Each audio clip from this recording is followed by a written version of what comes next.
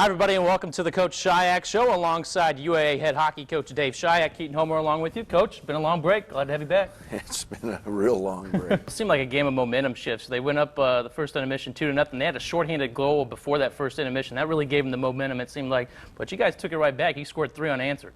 We did, and at the same time, I didn't think we generated a whole lot of shots and quality shots. I think if we had done so, I thought their goaltender was shaky at the time. Yeah, you guys were up 3-2 in the third period, and halfway through that third period, it shifted like that. It seemed like they scored the game-tying goal, tied it up at 3, and then they took the goal-ahead goal, and then they had an empty netter there at the end. Yeah, I can't remember actually how they tied it up. I don't know if it was a power play goal. I know they got 3 power play goals that night. We got Keaton Homer, another of our broadcast crew, over on the sidelines, and let's take it over to Keaton. He's got Coach Steve Lavin. Hey, Steve, thanks a lot. There in the first half, you guys kind of struggled offensively, but your defense really stepped up, kept you in the ball game. Your boys battled back, started getting some offensive sets and getting some rhythm down.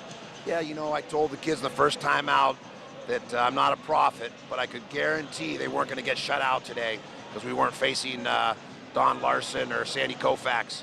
So that was the good news. And they were just a little excited, I think, you know, the first day of a tournament, but we did settle down. I thought we rotated our bench and kept fresh bodies on the floor, which helped in terms of being able to sustain the pressure defensively. What kind of adjustments you got to make going into halftime for the second half there?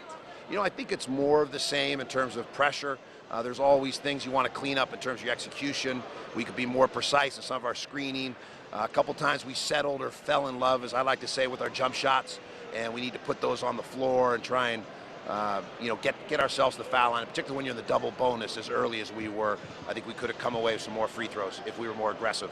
All right, Coach, good luck in the second half. Okay. Tim Moser joins us now, and Coach, you jumped out to an early start. You had an 11-point lead at one time, but they battled back. Yeah, a lot of it's them. They're a good basketball team, like I told you. A lot of it's us. We turned the ball over there about, I don't know if it was 5 possessions in a row. We didn't even get a shot. And it's amazing that we're up with that type of stuff. This is a good basketball team, and we expected. I told you before the game, it's going to come down to little things. And I thought defensively we let up when things go poorly. We got to make sure we just keep defending and get in their butt. It seemed like your offense became a little stagnant there. There wasn't a lot of movement on the offensive end of the floor. Weren't getting to your offensive sets cleanly. No, we weren't. I mean, they changed their defenses. We talked a lot about it, about just going right into our offense no matter what defense they're in, and we're standing. And I think our point guards hold the ball and dribble in one spot quite a bit.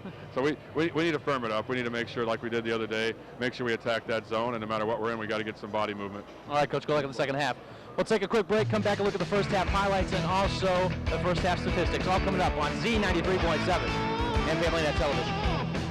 Coach Moser, there in the first half, you know, they kept it close. You guys had a 12-point lead. They battled back and cut it to 6 right there before halftime, but you guys there in the second half kind of got things rolling just a little bit. I think we played well for about 10 minutes tonight. I think, you know, this is a good team. You can tell they're well coached, and they're only going to get better as this season goes on. And, you know, we just need to firm up some things. And this is the time of year with probably every team that there's some slippage. You know, kids don't play, kids are down. You know, the championship teams are the ones that stay engaged and understand you serve a purpose on the team no matter what your role is. And we're going to go in and talk about that right now.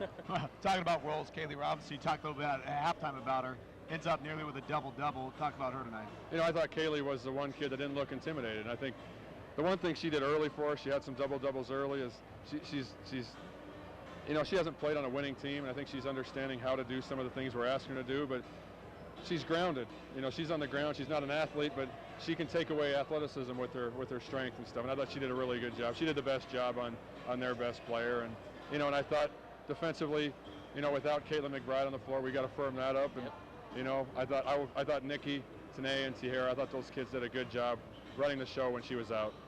You talked about trying to find some leaders, Coach, and you know, you're not going to make one in one day when number 10 Western Washington comes into town. That's going to be a tough challenge. Oh, it is. I mean, this whole league's tough. You know, I don't know about any other league in the country, or the men's or the women's, but you got to bring it every night. Yeah. And I mean, St. Martin's, I think we saw that. I think they're going to get a lot of people at their place. I mean, they play hard. They're well coached, and Western Oregon's good. And you saw what Billings just did. I mean, and there's all sorts of these teams got to go to Billings. I'm glad that's over for us. So we're at home.